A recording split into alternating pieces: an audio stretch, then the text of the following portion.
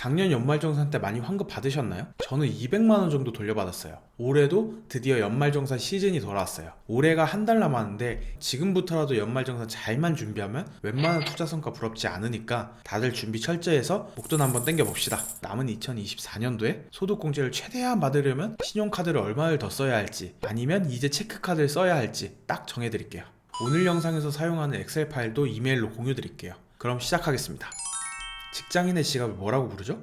맞아요. 유리지갑이라고 부르잖아요. 월급날이 되면 각종 보험료와 세금을 먼저 떼가버리잖아요. 그래서 우리는 내 연봉의 전체는 구경도 못하고 항상 세후 금액만 받잖아요. 그 월급에서 떼간 소득세가 정확하게 납부된 건지, 더 냈으면 돌려받고 덜 냈으면 더 내는 게 바로 연말정산이에요.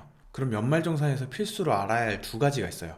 바로 소득공제와 세액공제예요. 소득공제는 세금을 매길 때 기준이 되는 소득금액을 줄여주는 거예요. 소득공제를 해주는 이유는 사람답게 살기 위해서 쓴 비용은 빼주는 거예요. 사람이 사는데 숨만 쉬고 살 수 있나요? 옷도 입어야 하고 밥도 먹어야 하고 잠도 잘 집도 있어야 하잖아요. 그러니까 이런 항목에 쓴 돈들은 너의 수입으로 보지 않을게 하면서 소득에서 빼주는 거예요. 대표적으로 사람 수대로 공제하는 인적공제, 연금보험료를 낸 거에 대한 공제, 전월세나 주택담보대출의 이자에 대한 공제, 신용카드 등 사용 금액에 따른 공제 같은 게 있어요. 그리고 세액공제는 최종적으로 내야 할 세금 자체를 줄여주는 거예요. 우리가 사는데 의식주 외에도 필요한 게 많잖아요. 공부를 열심히 해서 좋은 일꾼이 돼야 하니까 교육비 지출도 있어야 하고, 오래 살아서 세금을 많이 내야 하니까 아프면 병원도 가야 하고, 사회를 위해 기부도 하라는 취지에서 나라에서 세금을 줄여주면서 이런 것들을 독려하는 거예요.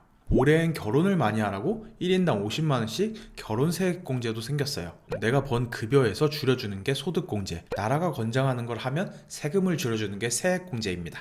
이제 소득공제와 세액공제를 알았으니까 연말정산 계산 흐름을 30초 만에 쉽게 설명드릴게요. 딱 30초만 집중해보세요. 내가 1년 동안 받은 급여에서 각종 소득공제를 하고 나온 결과가 과세표준이라고 해요. 여기서 소득세율을 곱해서 계산하면 계산에서 나온 세액이라고 해서 산출세액이라고 불러요. 이 산출세액에서 아까 말한 세액공제가 들어가요. 그럼 최종적으로 내 세금이 결정된다고 해서 결정세액이 나와요. 근데 우리가 매달 월급에서 소득세를 떼잖아요. 그 매달 낸 소득세를 이미 납부했다고 해서 기납부세액이라고 불러요. 결정세액에서 기납부세액을 뺀 게 연말정산 결과예요. 그래서 결정세액보다 기납부세액이 많으면 내야 할 세금보다 이미 낸 세금이 많으니까 돌려받는 거예요. 그래서 연말정산 결과가 마이너스가 나와야지 돌려받는 거예요. 어때요? 참 쉽죠? 이게 연말정산 프로세스 끝이에요.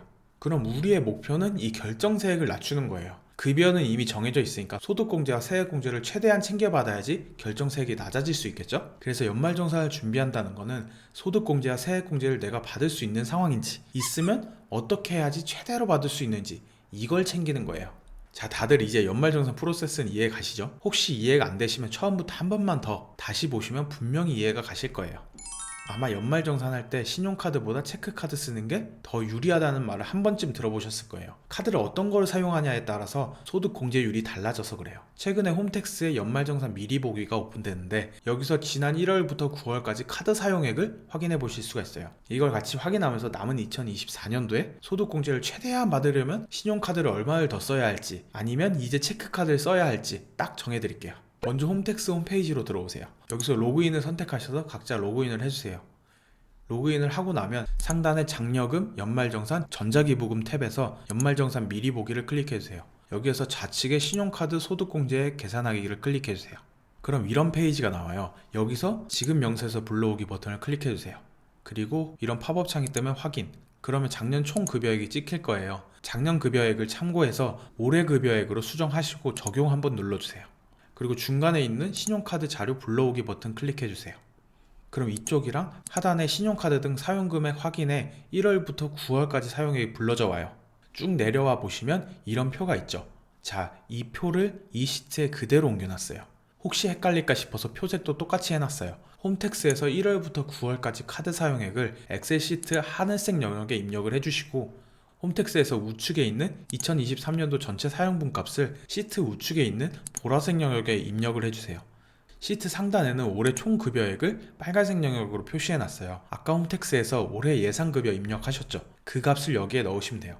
이렇게 하면 기본 세팅이 끝났어요. 이제 노란색 영역만 입력하시면 나머지는 다 자동 계산됩니다. 그 전에 카드 사용액 소득공제에 대해서 간단하게 설명드릴게요. 카드 사용액이 총 급여의 25%가 넘어가면 25% 초과분에 대해서만 각 항목의 공제율에 따라서 소득공제를 해주는 식이에요. 신용카드는 25% 공제해주고 체크카드나 현금 영수증은 30%, 전통시장이나 대중교통 이용 금액은 40%를 소득공제를 해줘요.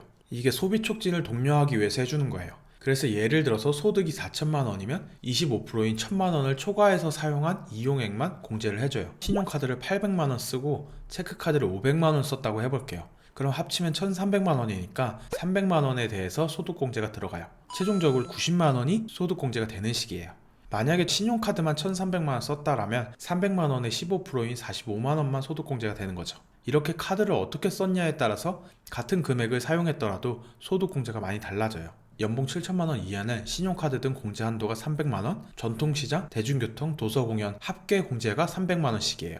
7천만 원을 초과하면 신용카드 등 공제 한도가 250만 원이 되고 전통시장과 대중교통 공제 한도는 200만 원, 도서공연 공제 대상에서는 제외가 돼요. 그리고 작년 사용액 대비 105%를 초과해서 소비한 금액은 10%를 추가 공제를 받을 수가 있어요.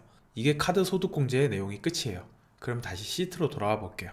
10월과 11월 카드 사용액을 입력하시면 이렇게 내가 받을 수 있는 공제 금액이 나와요. 아래의 한도 미달액은 내가 돈을 더 쓰면 더 받을 수 있는 한도예요. 근데 이거 받겠다고 돈을 더 쓰는 것보다는 절약하는 게 나으니까 굳이 욕심내지는 마세요. 값을 다 입력하시면 공제받을 수 있는 금액이 자동으로 계산이 돼요.